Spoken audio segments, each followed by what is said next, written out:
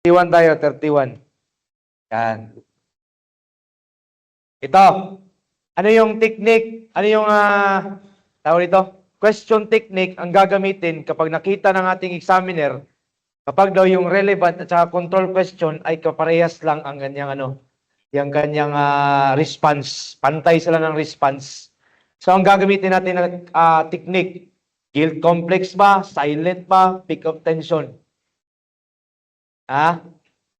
Guilt complex test. Tandaan na, gagamitin na natin tong guilt complex test kapag yung response natin galing sa relevant at saka control question ay parehas.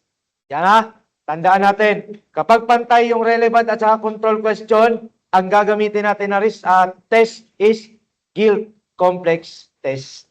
Yan, letter A. Ano yung mga types of questions sa guilt complex test? Yung mga fictitious. Yung mga fictitious ba? Yung mga false na mga information.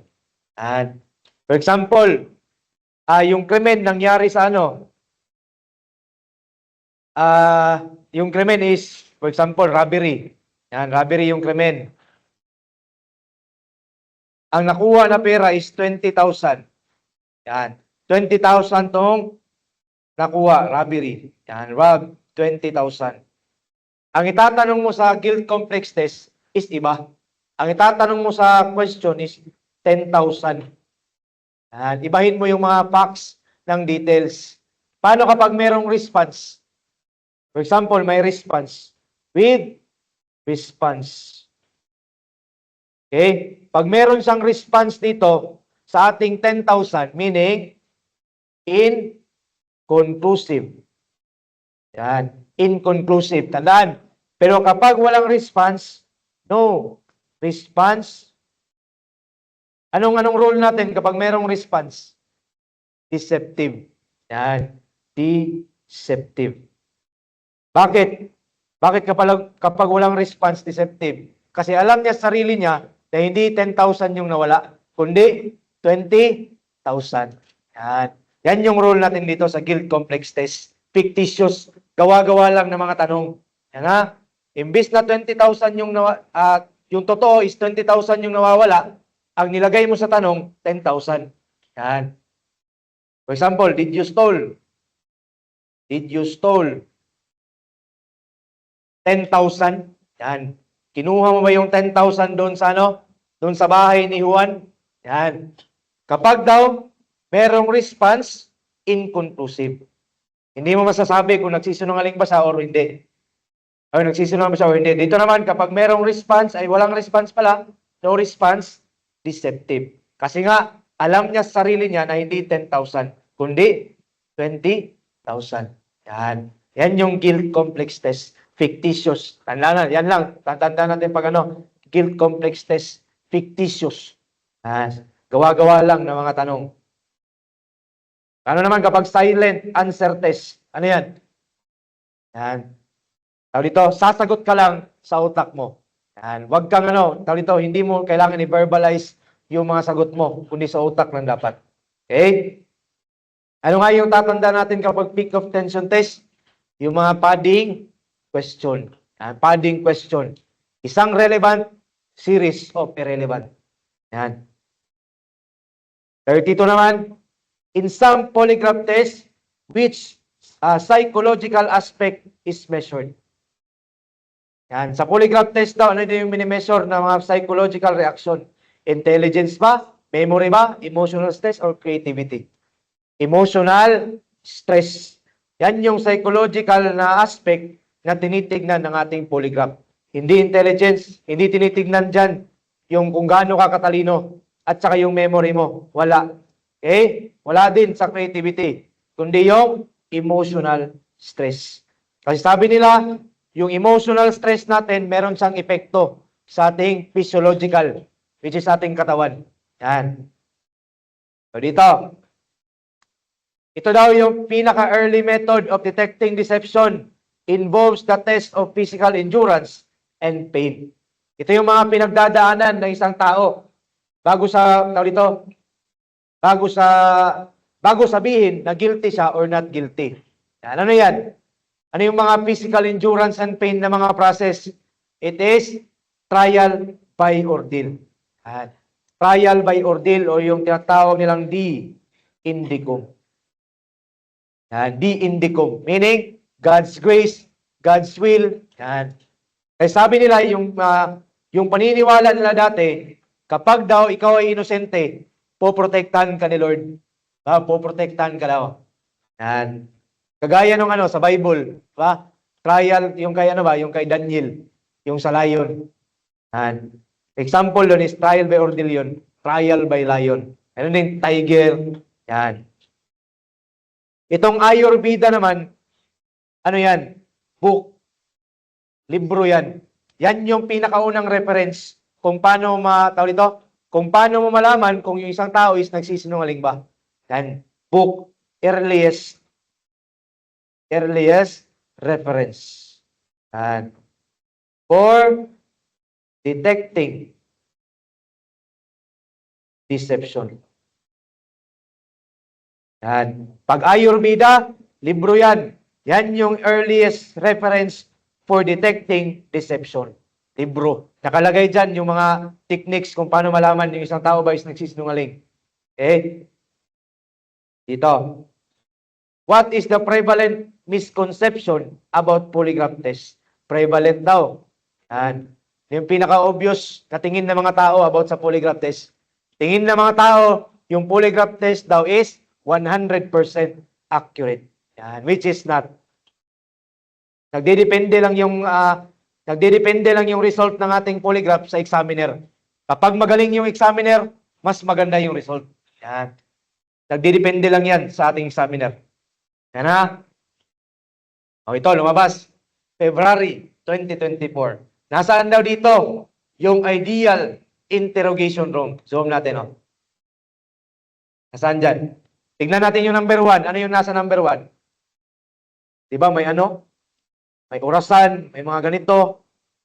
Yan. Meaning, kapag meron daw mga orasan, may mga design, kagaya nitong sa 3, hindi na makapokus yung ating subject. Kasi tinitignan niya yung mga orasan, tinitignan niya yung mga picture, mawawala siya sa focus. Mali yung number 1, mali yung number 3. Sa number 4, anong napapansin nyo? Masyadong madilim. Diba? Sabi kasi sabi sa rules ng ating interrogation room, dapat well-lighted. Yan. Well-lighted. Tapos, dapat daw, tawag dito? Well-ventilated. Yan. Well-ventilated. Hindi masyadong maginaw, hindi masyadong mainit. Kasi what if masyadong mainit, ano mangyari? Papawisan ng kamay, di ba? Meron tayong galvanograph. Yan.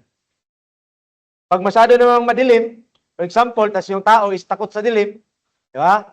Makaka-epekto yan sa resulta ng ating polygraph. Mali ang number 4. Tama ang number 3. Ay, 2. Yan. So, letter B. Yan. Letter B yan.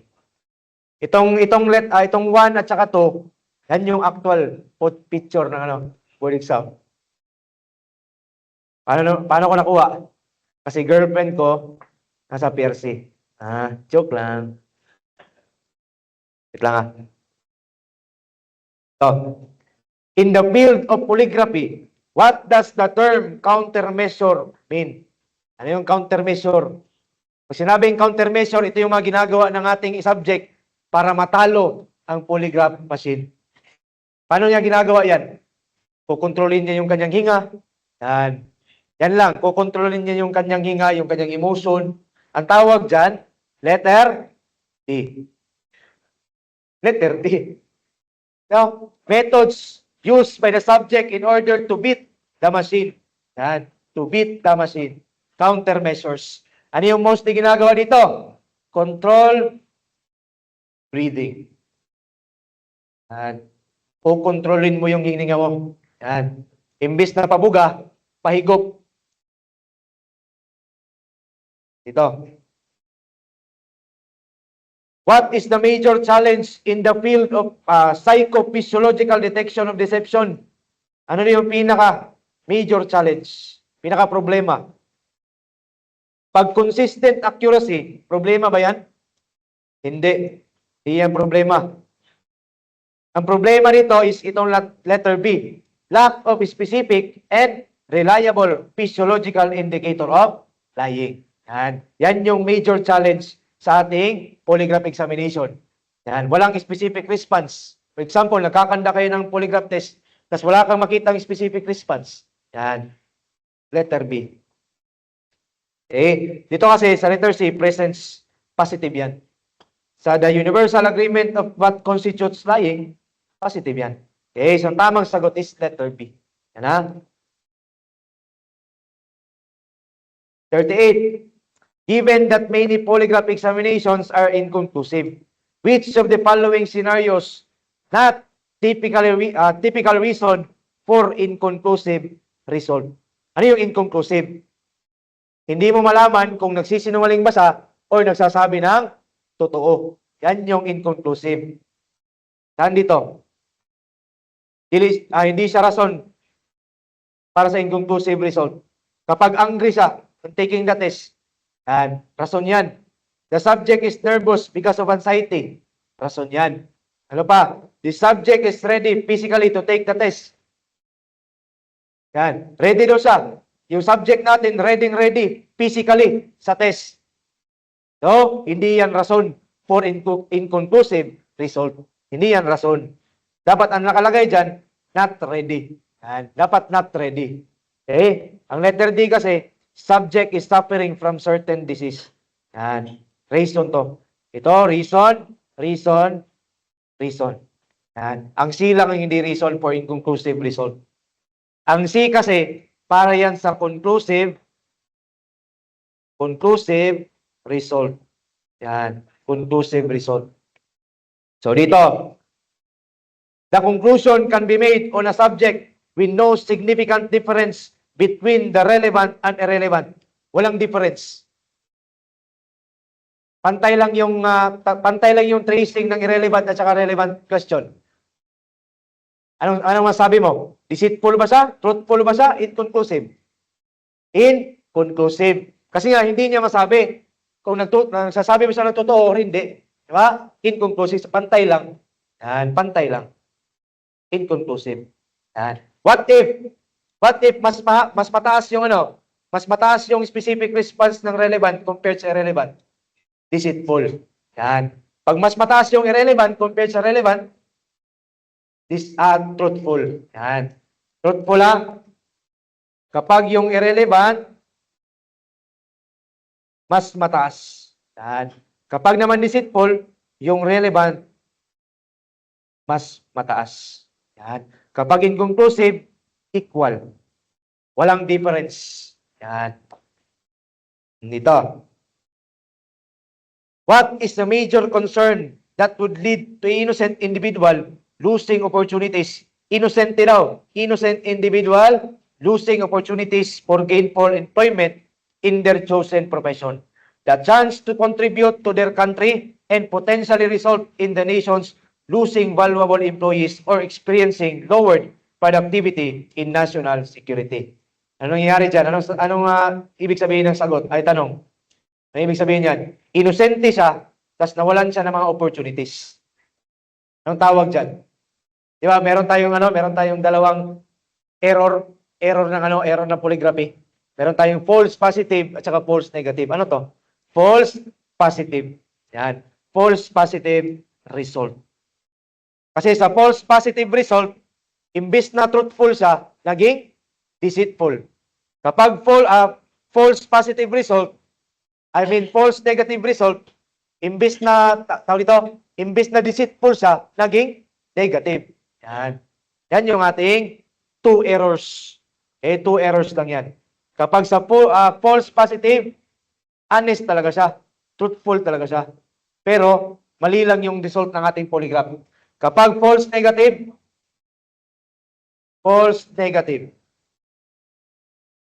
ano yung false negative? Deceitful talaga siya. Pero, ang lumabas sa polygraph examination, negative. Kaya false negative. Deceitful. Okay? Yan. 41. Which of the following does not accurately describe relevant question? Nasaan daw dyan yung hindi dinidefine yung ating relevant question? So, hanapin natin yung Hanapin natin yung hindi relevant dyan na definition. Itong letter A, relevant ba yan? It tackles the investigation main issue? Yes, relevant yan. B, it asks if the examinee is involved in the act or knows related evidence? Yes, yan. Relevant yan. It links the subject or examinee to the problem and relevant question can incriminate.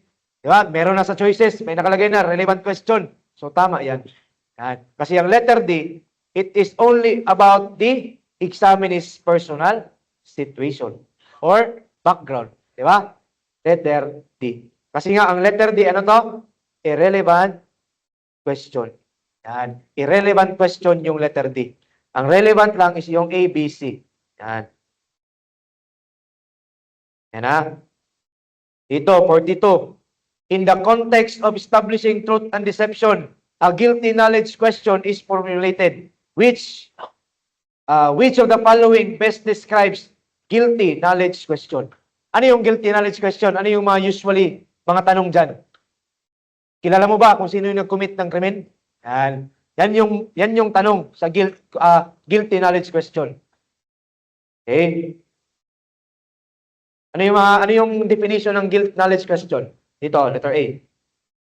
Designed to absorb the response generated by the introduction of relevant question in the series. Ito kasi yung letter A, ano to? Sacrifice relevant. Yan. Sacrifice relevant yan. Sacrifice relevant. Kapag B, ano to? Designed to probe whether the subject possesses information regarding the identity of the offender or the facts of the case under the question. Yan. Ito yung definition ng ating guilty knowledge question. Okay, ang mga tanong sa guilty knowledge question is all about the identity of the offender. Yan. Kaya dito, sino yung pumatay? Sino yung kumuha ng gamit? Sino yung nagnakaw? Sino yung nag-rape? Yan. Yan yung guilty knowledge question. Ang C kasi ano to? It deals with the physical acts that supports primary issue. Ano yan? Primary relevant or secondary relevant? Secondary relevant. Kasi nga, physical acts lang that supports the primary issue. And, so ito ay secondary relevant. Yan.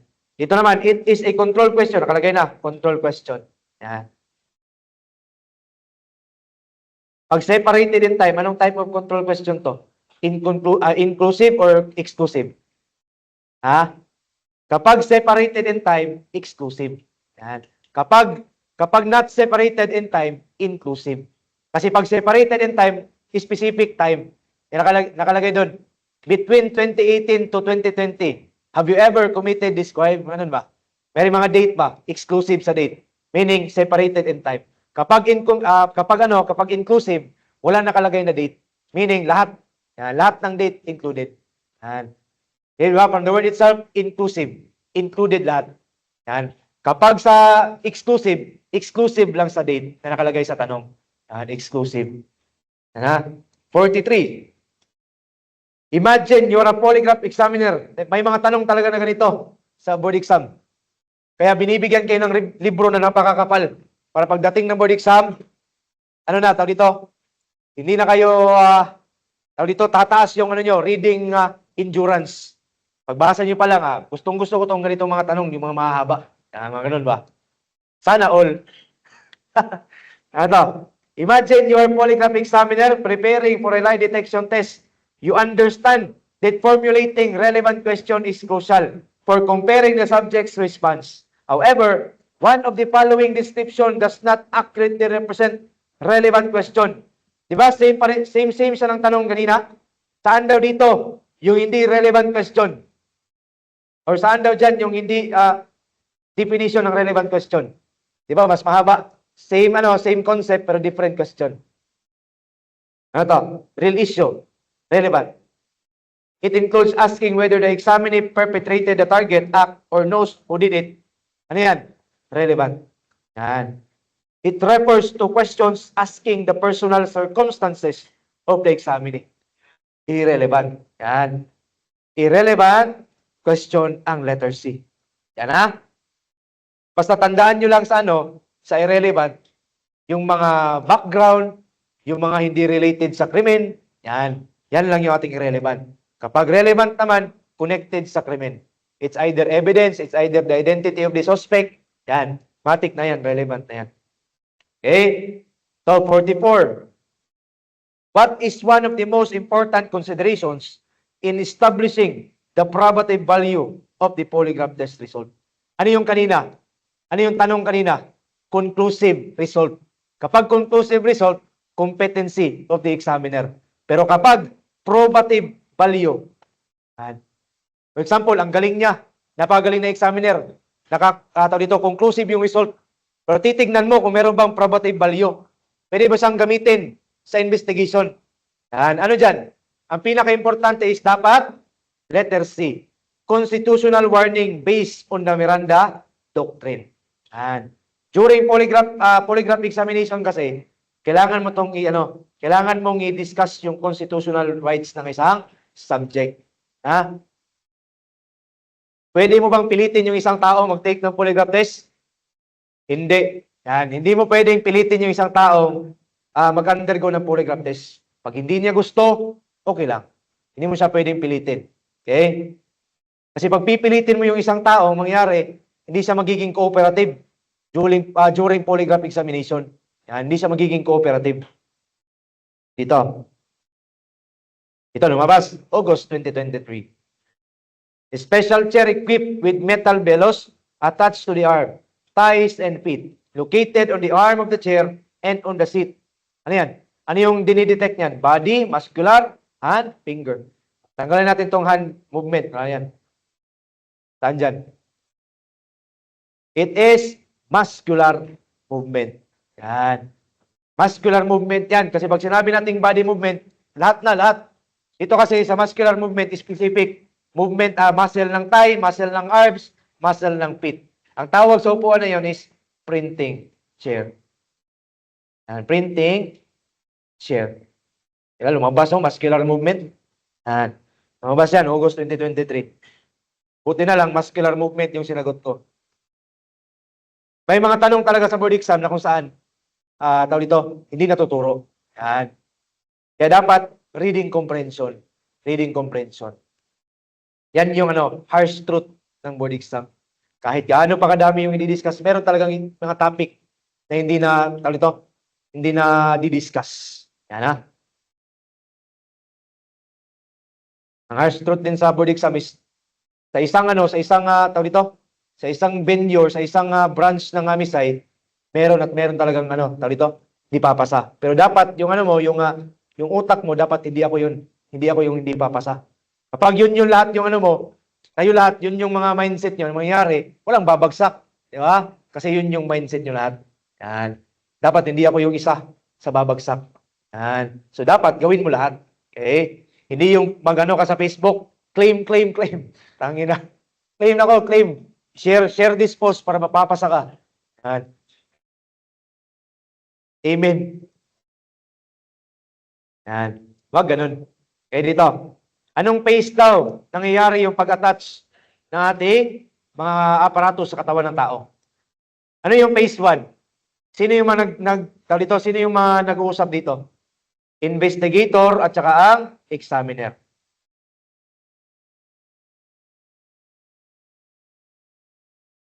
Yan. Investigator at saka examiner sa phase 1. Yan. Ano yung ginagawa dito? Binibigay ng investigator yung mga facts na nag-gather niya sa crime. Okay? Sa phase 2 naman, ano to? Pre-test. Yan. Nire-ready natin dito yung ating yung ating subject. Dito natin ginagawa yung yung Miranda rights sa phase 2. Okay? Sa phase 3 naman, ano yung phase 3? Actual test. Meaning dito natin gagawin yung pag-attach ng mga aparatos. Yan. Actual test. Yan ha. Sa phase 4, ano tong phase 4? Post-test interview or interrogation. Yan. Yan yung sa phase 4. Ano yung purpose ng phase 4? Para makakuha ng confession or admission. Yan. Yan yung purpose ng phase 4. Dito. 47. Ito, lumabas din to. In polygraph test, relevant questions are those that directly relate to the issue under investigation. However, one of the following question is not typically considered as relevant question. Diba kanina, yung definition ng mga relevant, saan doon yung mga hindi definition ng relevant? Ngayon naman, saan dito yung hindi example ng relevant? Letter B. Yan. Are you left-handed? Diba? Itong A kasi, did you stole the money? Tama yan. Did you shoot John on 2nd of November? Tama. Do you know who took the money? Tama. Yan. Poros yan relevant. Ang B lang yung irrelevant. Diba? Tatanungin mo kung left-handed ba? Anong connection dan sa krimen? Diba? 48.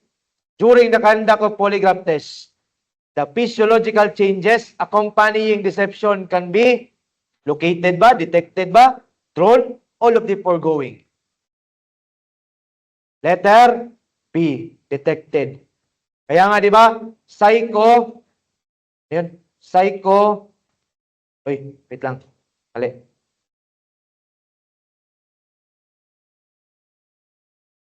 Psychophysiological detection of deception.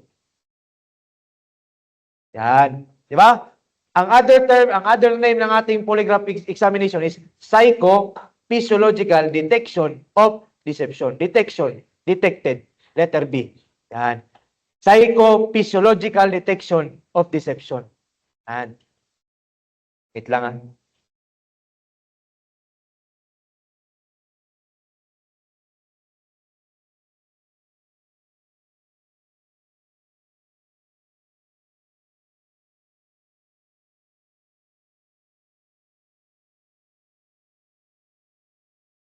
Yan ah. Detected yan, detected. Ito, 49. Which physiological response is not commonly measured in polygraph examination? Letter B, eye movement. Diba? Eye movement. Diba? Saan daw dyan hindi commonly measured ng polygraph examination? Ang pulse rate, nare-record dyan. Cardiograph. Respiration, ano yung ating lungs, breathing. Secret, ayan, sweat, ganyan. Sweat. Or perspiration. Dapat alam mo yung mga synonyms ng isang salita. Secret. Secretion ba? Secretion. Yan. 50. During polygraph test, what role does the autonomic nervous system play? Pag sinabi nating autonomic nervous system, involuntary. Hindi mo kayang kontrolin. Yan. Ano yung mga bagay na hindi mo kayang kontrolin? Yung pagtibok ng puso, kontrolin mo yung puso mo, huwag ka muna tumibok, bukas na. Kontrolin mo hinga mo, hindi mo na ako hihinga ngayon, bukas na. Nagtitipid ako ng oxygen. Hindi pwede.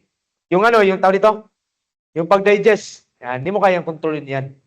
Tawag doon, autonomic nervous system ang responsible. Yung isa kasi, ano yung isa? Ano yung isa? Autonomic tapos somatic. Yan. Ang somatic, nakokontrol natin. Yan. Ang sympathetic, ano yan? Ibang part ng autonomic. Sympathetic at saka parasympathetic. Yan. Ang sympathetic, yan yung ating kapag may danger na papalapit, siya yung nagre-release ng energy. Siya yung nagre-regulate ng mga energy natin. Kapag naman wala nang danger, pinapabalance yung ating emotion, sinong responsible doon? Yung parasympathetic. Yan. For example, hinabol ka ng aso. Tas tumakbo ka. Sinong responsible nung tumakbo ka? Sinong responsible? Si sympathetic. Nung nag-relax ka na kasi wala na yung aso, si parasympathetic. Kasi yung parasympathetic, the braking system. Yan, braking system. Yan ha. Ito. During polygraph test, what role does the autonomic nervous system play? Regulates involuntary physiological response. Yan. Ano yung tinitingnan ng polygraph? Autonomic or somatic? It is the autonomic. Yan. Autonomic yung tinitignan ng ating polygraph test. Hindi yung somatic. Kasi yung somatic, ano yun? Voluntary yun, voluntary.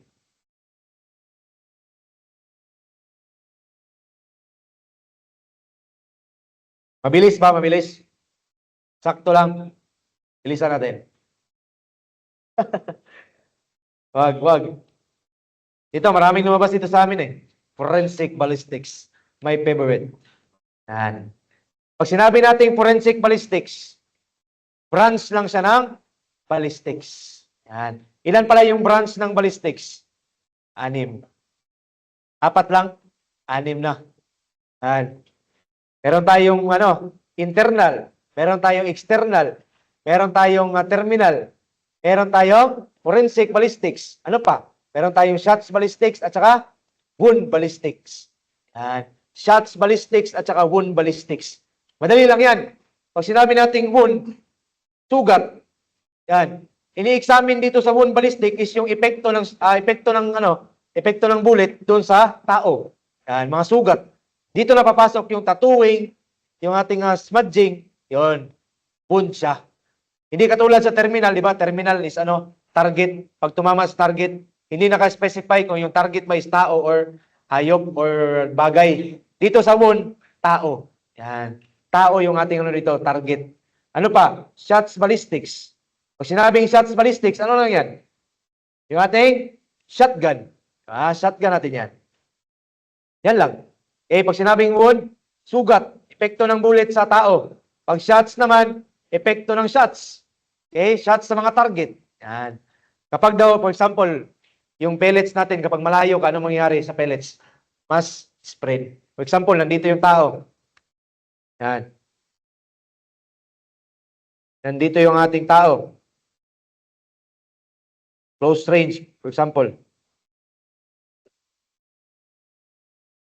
Uy, medyo maganda na yung drawing ko yan. Improve na, nag-improve. Kapag mas malayo yung ating shotgun, ang mangyayari sa bullet o yung mga pellets, spread. Yan. Spread daw. Pero kapag close distance, uy, pangit naman. Kapag close distance, ang mangyayari, butas. Yan. Butas. Diba, shotgun tawag dito, contact range. Dikit mo dito yung shotgun. Butas ka. Para kang si Iron Man. Pero kapag masyadong malayo, mangyayari ganito. Nagkakaroon ng mga, tawag dito, yung mga, hindi siya tawag dito, hindi dikit-dikit yung ating pellets. Yan na. Yan lang yung, sa atin sa shots ballistics. Basta shotgun lang. Shotgun. Well, yung ating wound, human. Yan. Dito. Number 1. Ito daw ay science or study of motion of the projectile. Ano yan? Ballistic. Ballistics yan. Ballistics. Pag sinabi natin exterior, from the muzzle up to before hitting the target. Yan. Bago tumama sa target, ang tawag dyan, exterior ballistics. Kapag terminal ballistics, nung pagtama ng ating bullet sa target. Pag forensic ballistics naman, application ng ballistics saan? Sa legal matters. Yan. Or tinatawag din siyang firearm identification. Yan. Firearm identification. Kailangan mong, for example, may nakita kang bullet sa crime scene. Kailangan mo malaman kung anong type ng firearm yung ginamit. Yan. Lumabas yan last season. Yan. Yung ating kailangan nyo pag-aralan yung 8 firearm identification problems. 8 firearm identification problems. Yan. Yan na. Lumabas yan last season. 2.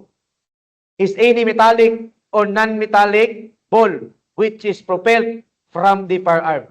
Ito daw yung lumilipad paalis ng firearm. It is cartridge case ang mali. Letter D ang tama. Letter D, projectile. Projectile.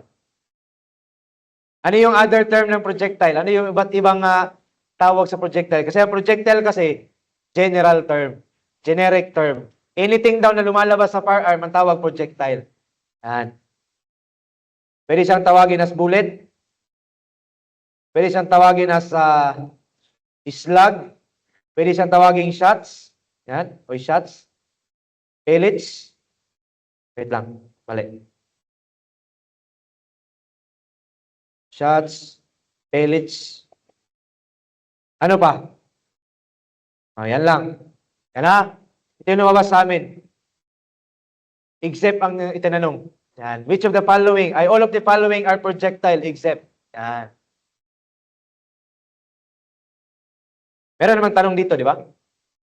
Dadaanan natin yan. It refers to the parabola-like flight of the projectile from the time it leaves the muzzle until it hits the target.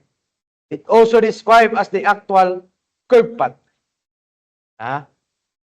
It is trajectory. Yan. Sinabing trajectory, ito yung curve path na sinusunod ng ating bullet. Yan. Trajectory. Sabi ng mga firearm examiner, hindi naman talaga daw straight yung flow ng ating bullet. Yung flow ng ating bullet is may pa-curve. Yan. Ang tawag ng trajectory. Yan na. Anong point ng ating trajectory na mayroong straight pa? May point kasi sa trajectory natin na straight pa yung flow ng ating or movement ng ating bullet. Ang tawag doon, critical zone. Yan. Critical zone. Yan na. Straight pa lang yan. Straight tapos biglang mag-curve. Yan na. Critical zone.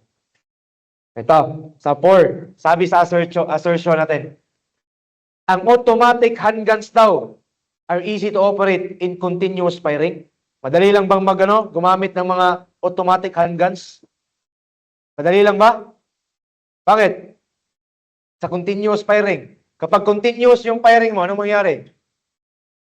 Ano yung meron kapag continuous yung firing? Magkakaroon ng recoil. Diba? So meaning, mahirap siya. Mahirap siya. Mali ang letter A. Mali. Yan. Mahirap mag-operate ng mga automatic handguns. Kasi nga, magalaw. Yan, magalaw. Yan. Mali ang assertion. Ang R naman, on pressing the trigger, it fires, extracts an empty cartridge case, load a new cartridge, and fires again if the trigger keeps pressed. Correct ang definition na to. Ang definition na to is for automatic. An automatic firearm. Yan. Correct ang mali ang assertion, correct ang reason. Yan. Mali ang assertion, correct ang reason. Yan na. Ayan. Assertion is wrong, correct ang reason. Yan. Hindi madali hindi madaling mag-operate ng automatic handgun. Mahirap. Yan, mahirap. Ito, 5. Assertion, in ballistic, the ratchet mechanism is used to revolve the revolving cylinder. Ano yung ratchet?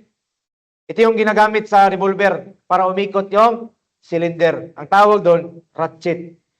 So by cocking the hammer back, the cylinder rotates in one direction to align next chamber to the barrel for firing. Di ba? Pag ibababa mo yung cock, ang mangyari, yung ikot. Yan. So meaning, correct ang dalawa.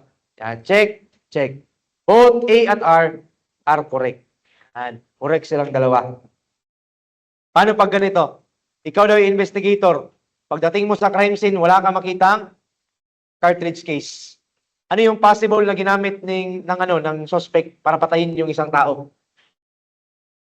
For example, nakita kang biktima dyan, binaril. Tapos wala kang makitang mga cartridge case sa paligid. Ano yung possible na ginamit ng ating perpetrator?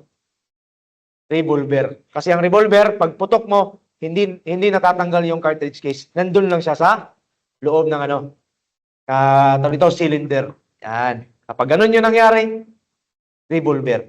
Yan, revolver. Yan ito. A field of forensic ballistics.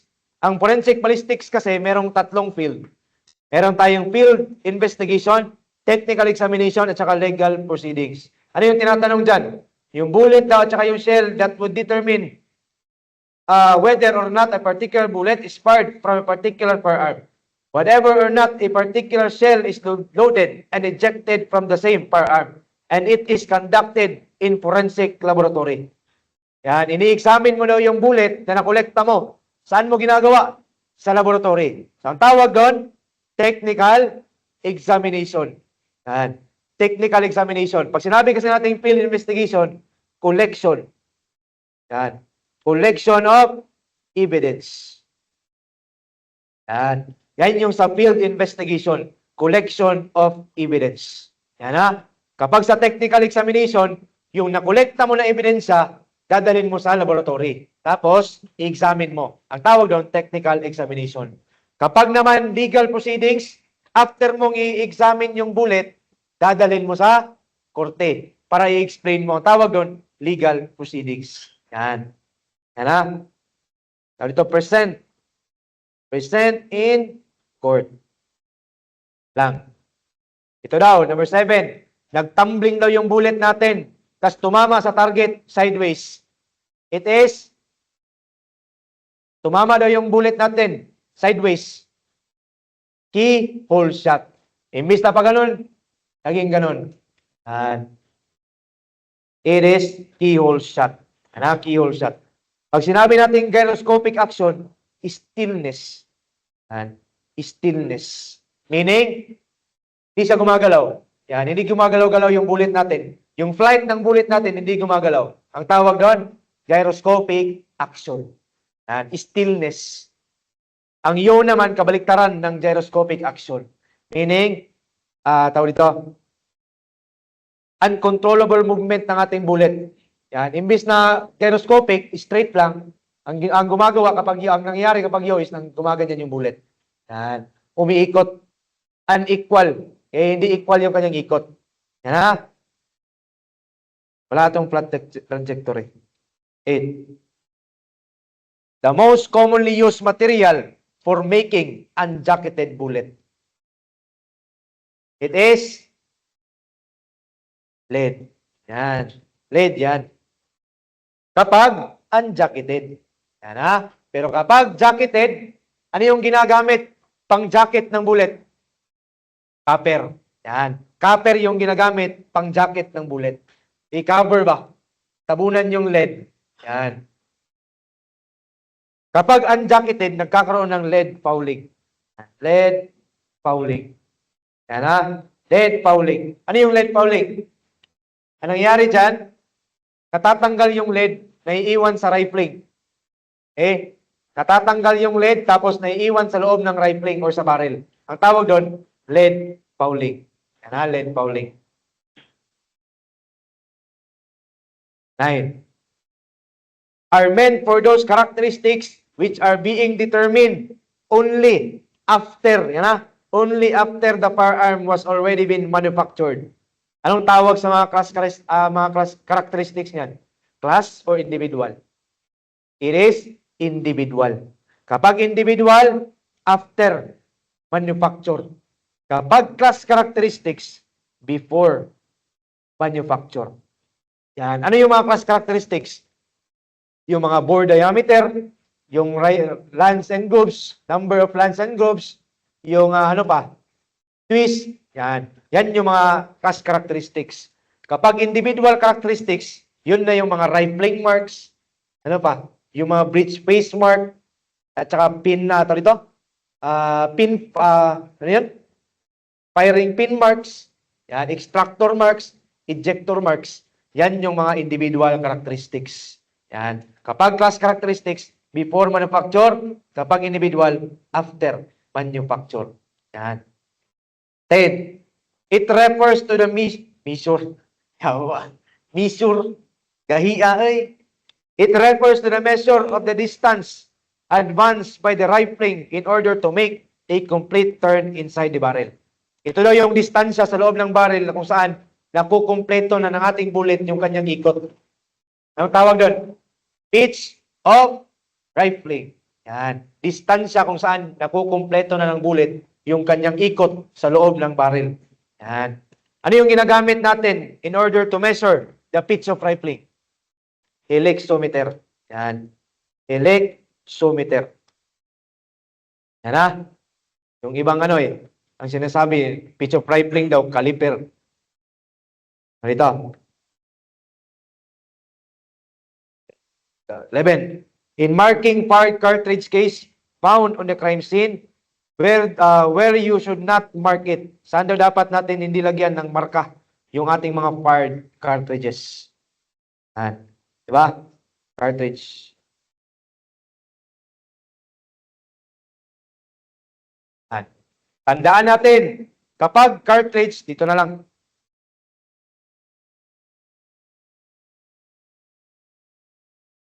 Cartridge. Cartridge case. Yan na.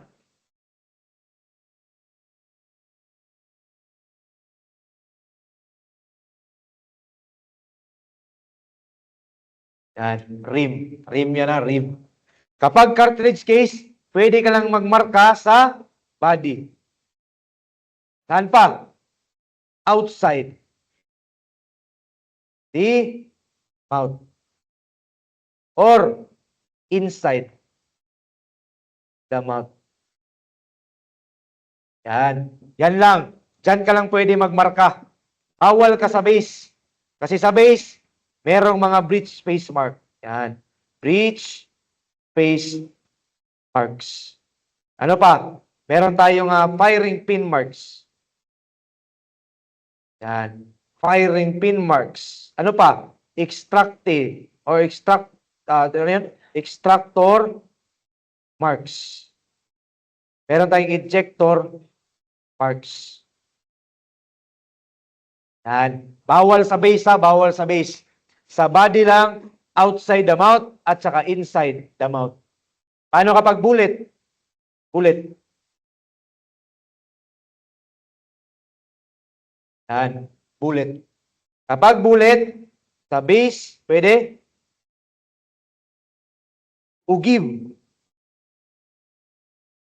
At saka sa nose. Yan. May nagsasabi, yung ugib at saka nose daw, same lang daw. Yan. Basta ugib, ito yung curve. Yan na, curve. Yan. Ang nose, ito yung tip ng ating bullet. Bakit bawal dito? Bakit bawal sa body? Kasi nandyan yung rifling marks. Yan. Bawal dito, X, X, X. Kasi nandyan ang rifling marks. Nandyan yung landmarks at saka groove marks. Okay? Yan. Yan lang yung sa ating bullet at saka cartridge case. Yan ha. Nasa TUS kasi. Nasa TUS nakalagay. Pero wag lang kayo magbase sa TUS ha. Wag kayo magbase lang sa TUS. Mas maganda, mas maraming bala para patay ang board exam. Wow! Ito, 12. Ha? Ay, tama pala. Body. Ay, hindi. Should not mark rim or head. Yan, rim or head. Bawal dyan kasi nandyan yung rim or head or base. Same lang yan. Rim, head, base. Ano pa? 12. The standard ingredients of black powder are the following except potassium chloride. Kasi ang potassium chloride, saan yan? Primer. Yan, primer yan. Ano yung kanyang, tawag dito? Symbol. Yung symbol niya is KClO3. Yan. Sa potassium nitrate kasi, KNO3. Yan. Yan yung sa potassium nitrate. Ang potassium chloride, sa primer yan. Okay? Ano yung ingredients ng primer? Same lang din. Ang pinagkaiba lang is yung potassium chloride. Meron siyang sulfur. Meron din siyang charcoal. Yan. Ilang percent yung potassium nitrate? 75%. Ilang percent yung sulfur? 10%. Yung charcoal, 15%. Yan. Ito din pala, yung sa fingerprint kanina.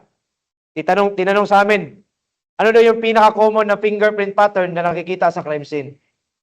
Loops. Pinaka-common. Yan. Diba? 60% or 65% loops.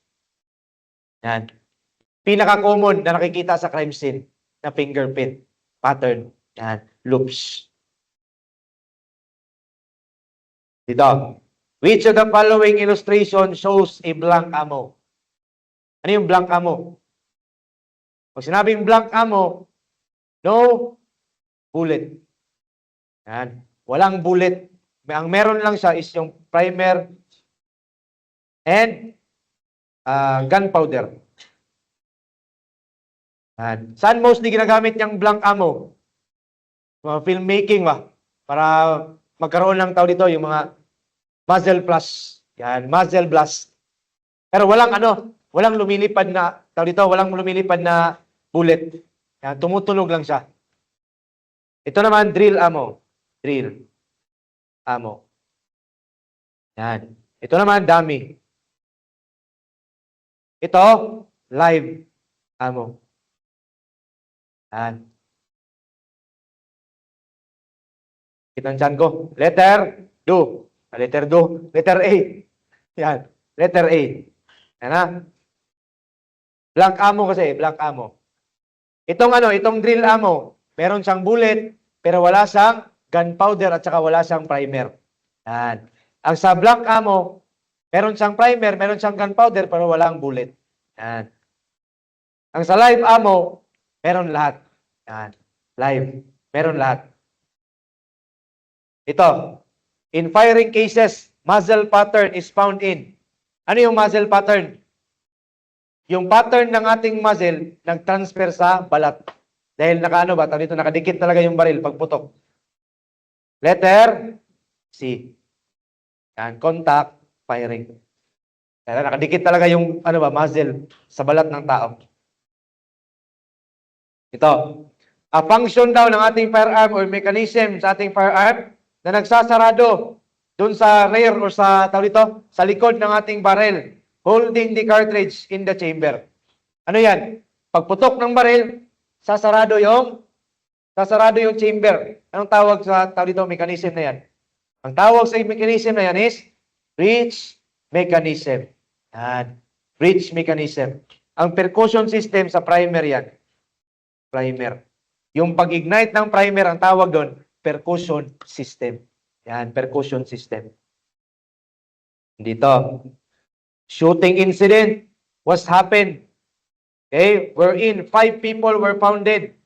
Then upon investigation, meron silang nakita. Sabi niya, automatic firearm daw. Pero ang kanyang ammunition is pistol size ammunition. Anong type of firearm ginamit? Submachine gun. Yan. Submachine gun. Automatic, pero yung size ng kanyang ammunition is pistol size. Pag pistol size, submachine gun. Yan. Yung Uzi ba? Yung Uzi. Yan. 17. Which of the following is not a result of rifling? Yan. Negative. Increased speed? Yes. Bakit? Kasi habang umiikot siya, nape-penetrate na yung tinatawag na air resistance. Yan. Nabubutas yung air resistance. Increased range naman? Yes. Dahil sa nag-increase yung kanyang speed, siyempre, mahaba din yung kanyang range. Increased precision? Yes. Ang mali dyan, increased yaw.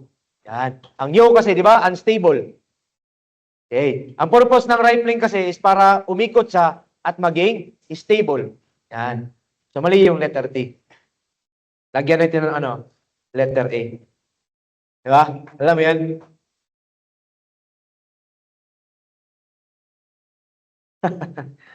Ito, 18.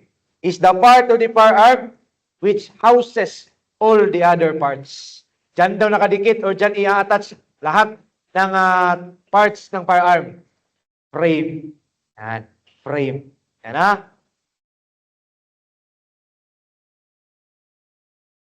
Ito, 19. Technically speaking, the term ammunition, ito lumabas ha, the term ammunition refers to a group of cartridges or a single unit of single cartridge. What is now a cartridge?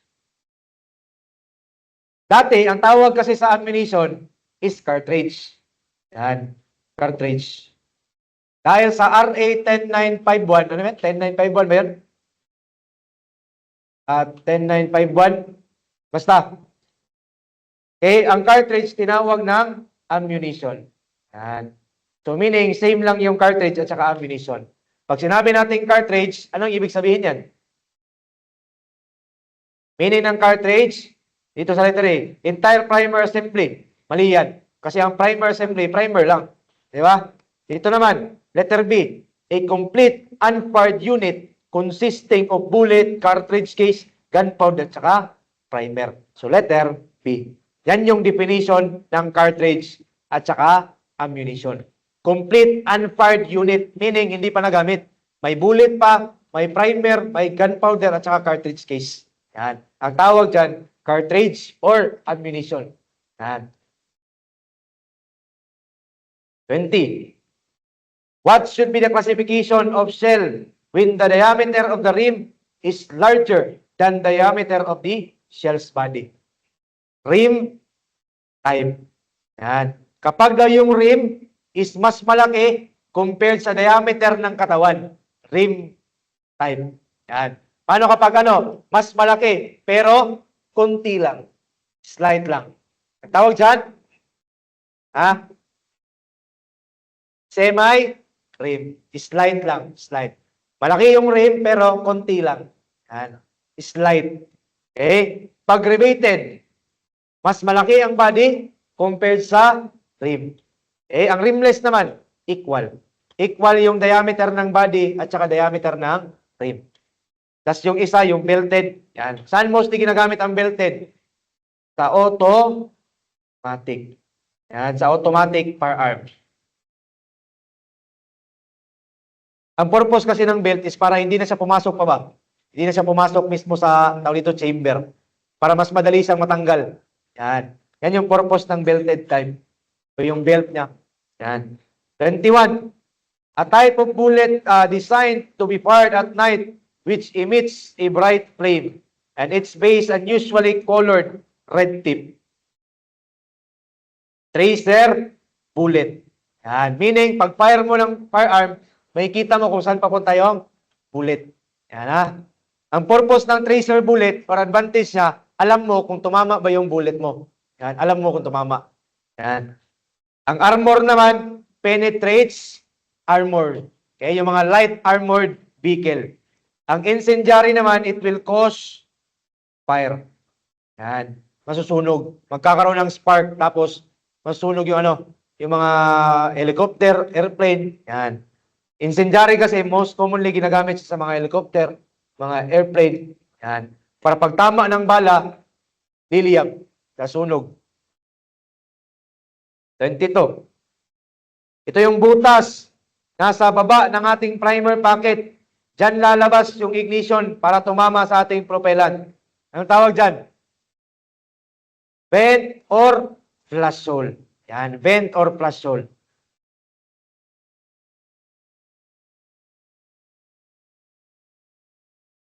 Yan. 23. Which of the following is not a type of tool mark? Mga tool mark, yung mga marks na nanggagaling sa firearm ba? Ang extraction mark, type of Type of tool mark yan. Ano yung mga example ng extraction mark sa firearm? Rifling marks. Yan. Rifling marks. Ano yung halimbawa ng compression marks sa firearm? Firing pin marks. At saka yung breech space. Yan. Pag sinabi kasi natin extraction mark, ito yung mga marka sa ating bullet na tawag dito, sliding motion ba? Friction. Pag sinabing extraction mark, dahil sa sliding motion. Yan. Sliding motion. While yung compression mark dahil sa pressure. Yan. Pressure. Or force. Yan.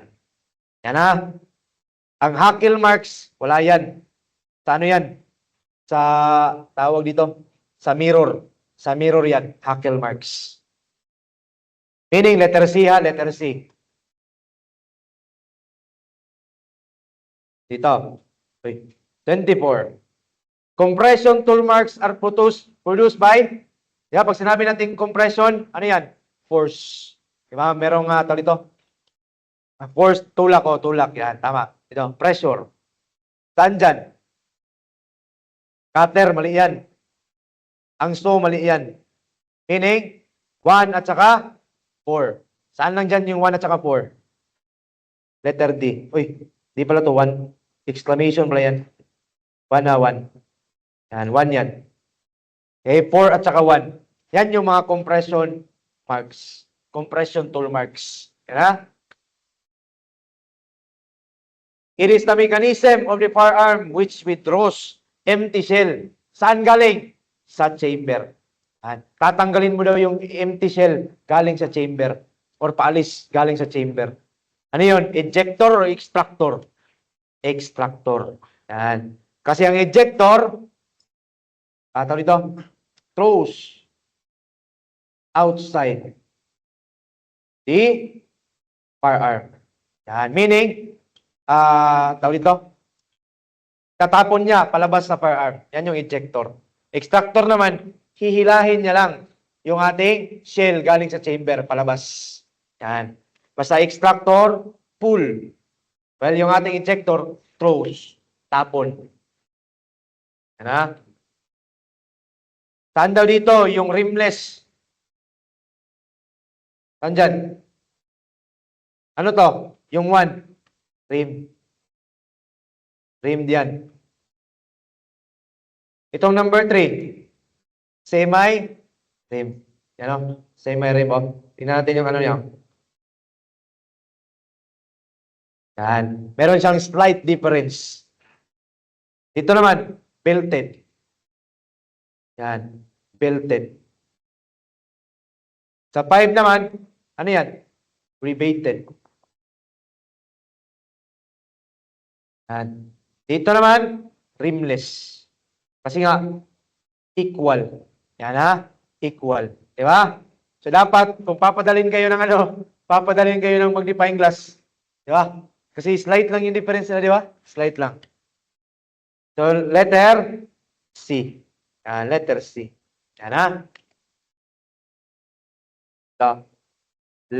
Rimless. Basta pag sinabing rimless, equal yung diameter ng body at saka diameter ng rim. Yan. Ito. A type of primer na merong dalawang bends or flash hole. Perdan o boxer? Perdan. Yan. Letter B. Perdan. Boxer kasi, 1 lang. Isa lang yung flash hole niya. Isa. Ito. Lumabas, August 2028. Which of the following primer has its own anvil included in the priming cap? Ano nga yung anvil? Ano nga yung anvil? Ito yung matigas na portion, dyan tumatama yung firing pin para mag-spark. Saan dito? Sa dalawa. Yung anvil daw is nakikita sa priming cap. Doon mismo sa priming cap nakalagay yung anvil niya. It is the boxer. Yan. Boxer. Kapag yung anvil nakikita sa priming cap, matic na yan. Boxer. Pero kapag yung anvil niya, doon mo makikita sa cartridge case, it is Perdan. Yan. Hirap kasi, walang picture. May picture yan eh. Ganito na lang. Drawing ko na lang. Magaling ako mag-drawing eh. Di ba? Magaling naman. Magaling na lang, sir.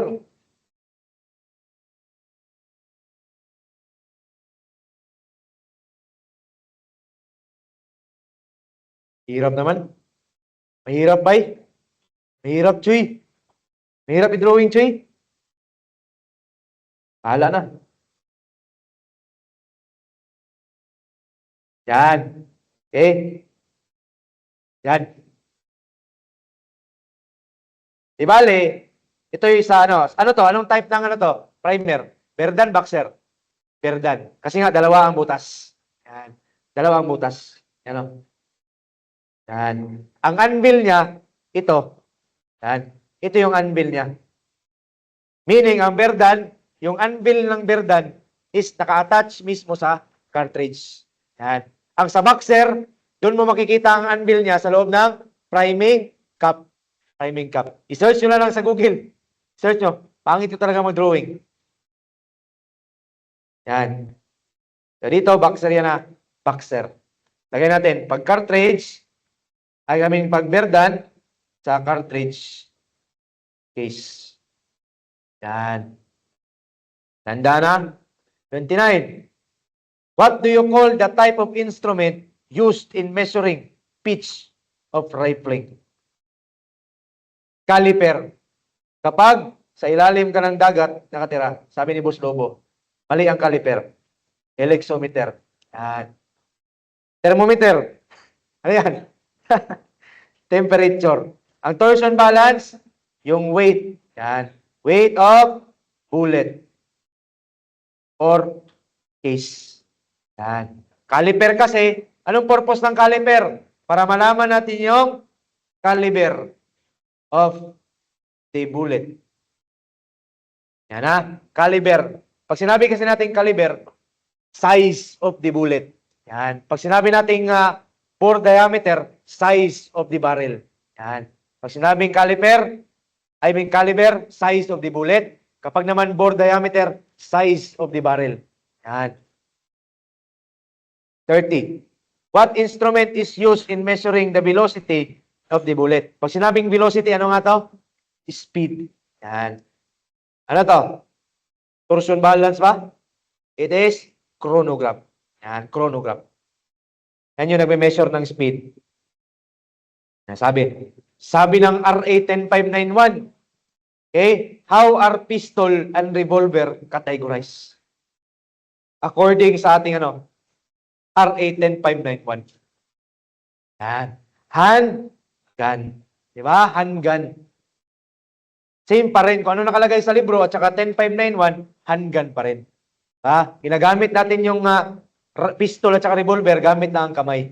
Hindi katulad ng mga shoulder arms, dapat nakadikit sa shoulder. Dito.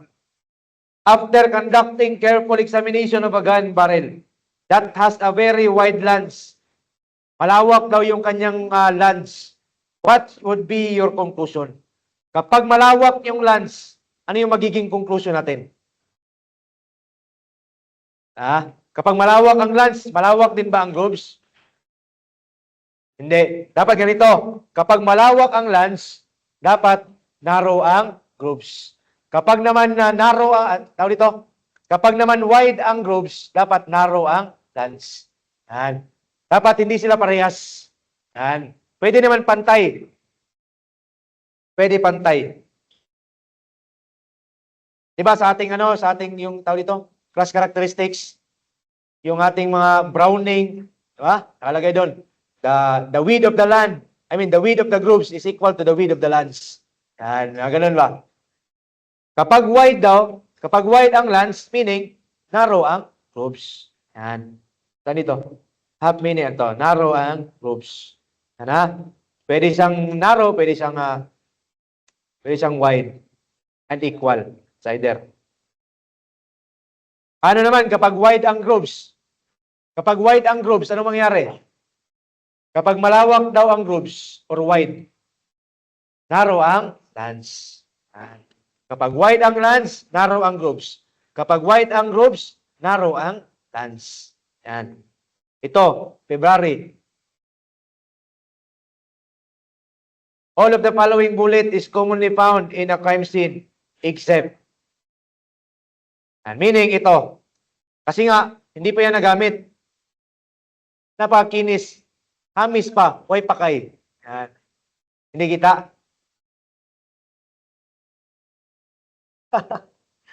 sana nga hindi lumabas, di ba? Yan yung problema na dati. Yan. Ano itong nakalagay dito sa picture, blurred. Di ba? Ang tama letter D. Yan. Kasi di ba, number 2, kinis. Hindi pa ginamit. Ito, yung ginamit na, may mga marks na. Yan.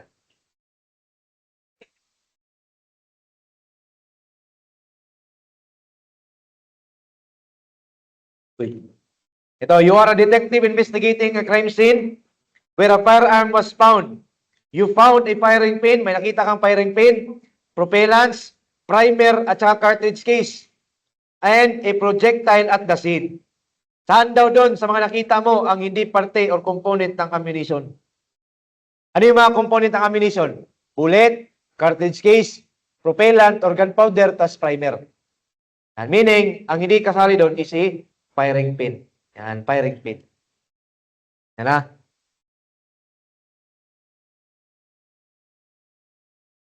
#35. Imagine you are a firearm instructor teaching, ito lumabas, ito ha, teaching a class about the components of ammunition. You explain that ammunition can refer to several types of projectile. However, one of the following is not typically considered as projectile. Nasaan dyan?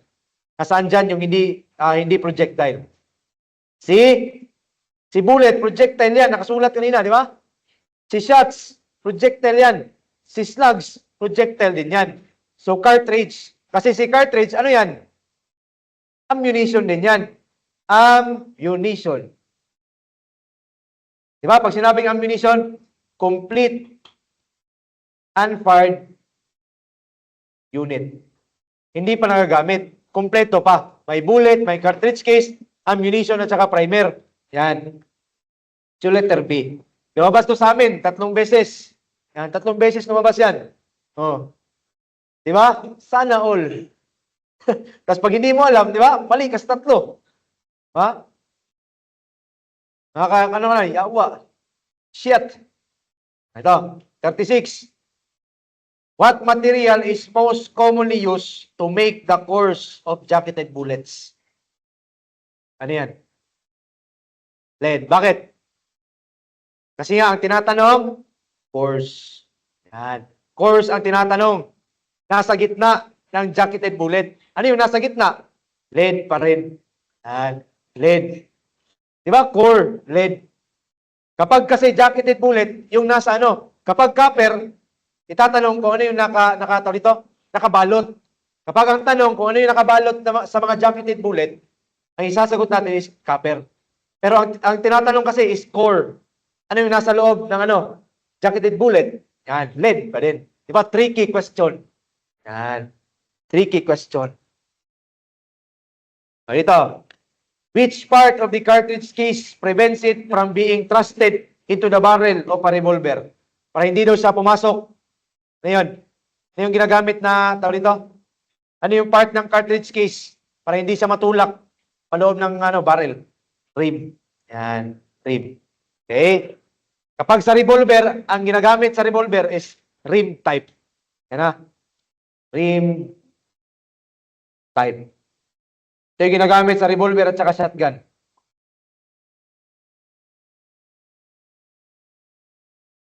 Yan. 38 naman, which instrument is used in forensic ballistics to compare two samples of bullets or cartridge case side by side? It is comparison microscope. Yan ha. Lumabas sa amin, picture lang. Picture. Nasaan dyan yung comparison microscope? Di ba? Onoscope naman, examines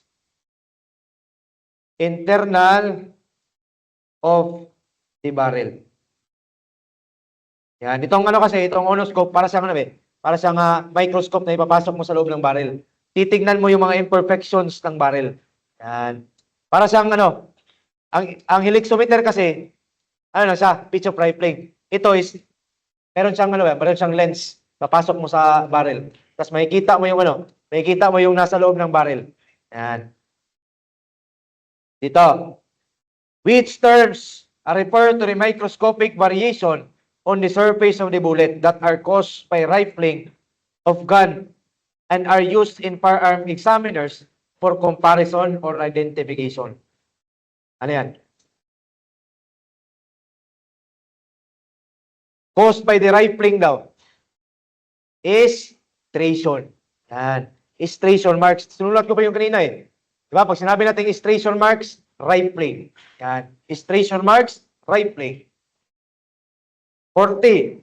Which of the following statement is not true? Yan. Ano hanapin natin? Siyempre, negative.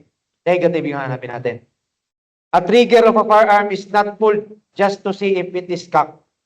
Yes, correct yan. Hindi mo kailangan pang Hindi mo kailangan pang tawag dito, pindutin yung trigger kung nakak ba yung kung nakak yung tawag ito hammer.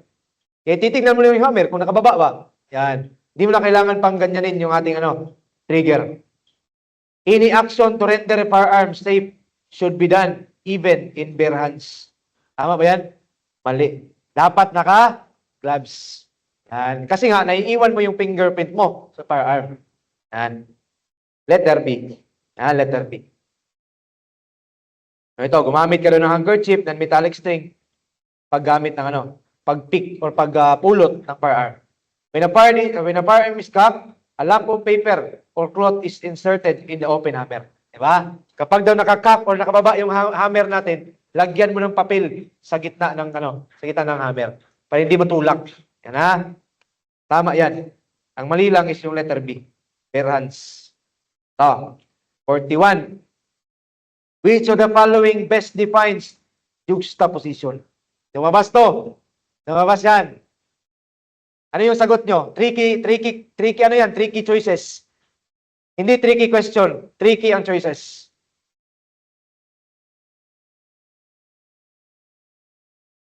Tanggalin natin to. Meron na kayong 50% of winning. Di ba, pag sinabi natin juxtaposition, critical side by side, pero wag natin yung gamitin as keyword. Basahin natin. Critical side by side is split. Pag sinabing split, naka-slice, naka-half. Di ba? Kapag half, anong tawag doon?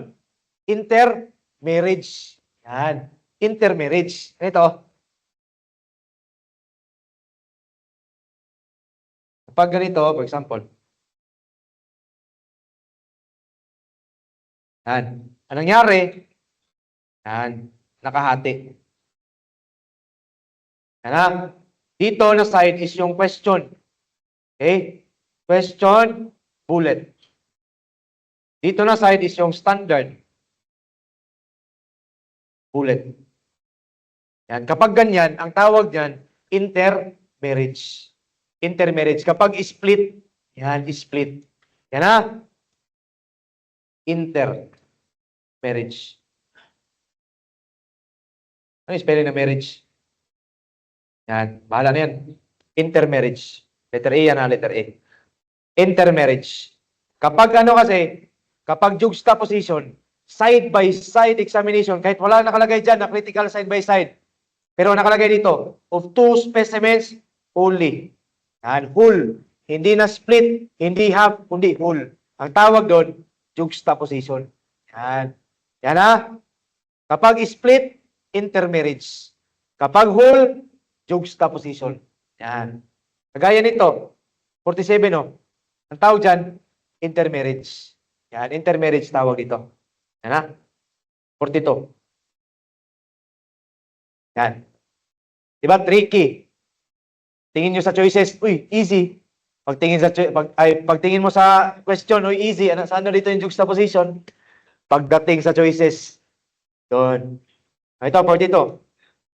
In a crimes investigation, you come across a firearm that the blacksmith crafted without following a specific firearm standard or specialization. Anong tawag sa firearm na yon? Zip gun. Pag sinabi nating blacksmith, sila yung mga gumagawa ng baril. Yan. Or gunsmith. Yan, blacksmith, gunsmith. Gunsmith. Specific. Kapag espada, anong tawag? Swordsmith. Yan. Kapag baril, gunsmith. Yan. Zip gun tawag dyan. Gumawa siya ng baril tapos hindi siya nag-follow ng mga specific standards. Yan. 43.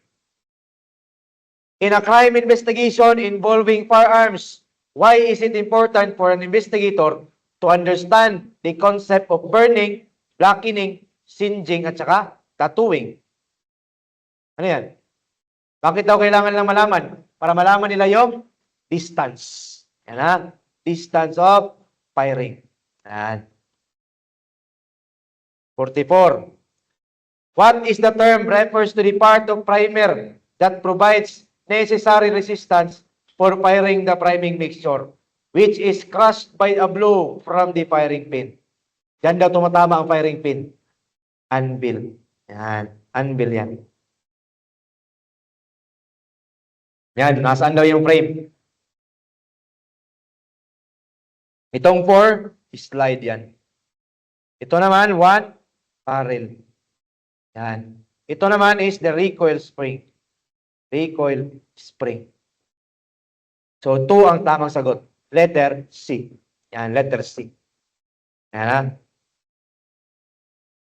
Dito. In this provided cross-sectional illustration of fired bullet, which part is used as the basis for determining the caliber of the firearm? Saan daw dito? Mali yung tanong. Dapat ano yun eh? Dapat, tawag ito, bore diameter of the firearm. Saan dito? Kaya pag sinabi natin bore diameter, it is the measurement between two opposite lands. Saan dito? 2. Letter A. Yan na, pag sinabi natin bore diameter, measurement between two opposite lands. Yan. Dito, land man to. Land. Papunta dito. Yan. Yan yung bore diameter. Medyo ano lang siya tao dito. Medyo tabingi lang. Pangit yung bore niya. Ano na yung ina-analyze dito? Ha? Naka-split siya, di ba? Naka-split. Kung firing pin yan, dapat may firing pin din yung isa. Yan. It is breech. Yan, breech space mark. Breech space mark yan. Hindi yan firing pin. Yan ha. Kapag firing pin yan, dapat makita din yung firing pin sa kabilang kabilang image. Ha? Hindi makita. Palakasan ng guardian angel. Yan. At least alam nyo na dito. Di ba? Kaya kailangan ng magnifying glass. Ha? Dapat talaga ang PRC dapat colored na yung colored na yung board exam. 900, das pangit, blurred. Ito, 48. In a crime scene investigation involving the use of a gun, you mentioned that a round of ammo, ito, lumabas din. A round of ammo was discovered in the context of forensic science. Anong ibig sabihin ng ammo? Anong ibig sabihin ng ammo? Lumabas to, lumabas. Di ba? Pag sinabi natin ammo, ammunition. Yan. Anong definition ng ammunition? Complete unfired unit. Nasaan dyan? Sana all. Letter D. Yan. It is a single unit of unfired cartridge. Di ba? Same yung same ang concept, pero iba yung tanong. Yan. Kaya dapat practice, di ba? Practice. Practice makes perfect. Sana all. Ito, lumabas din. Itong 49. In a crime scene investigation, you found several rounds of jacketed bullets used in the crime. Jacketed bullets are typically covered with hard or gliding metal. Ano daw yung metal na ginamit? Copper. Di ba? Kapag yung tanong, core, ano yung isasagot? Lead. Kapag yung metal glide na ginagamit pang cover ng lead, copper. Yan, copper. Yung ginamit para i-cover yung lead, copper. Yan. Ito, 50. What is not the purpose of rifling in firearms? Ano yung hindi niya purpose? Sabi natin ano yan? Rotational movement. Tama yan. Rifling. It's either left or right yung kanyang rotation. Stabilization. Tama. Strong barrel grip. Tama siya. Yan. Nagkakaroon ng grip yung ating bullet para hindi siya gumalaw-galaw. Yan. Letter D. Aesthetic purpose only. Yan. Okay, yun lang. Bibigay naman sa inyo yung yung answer key. Dapat aral aral para para lisensya. Thank you, thank you. Thank you. Good luck, good luck.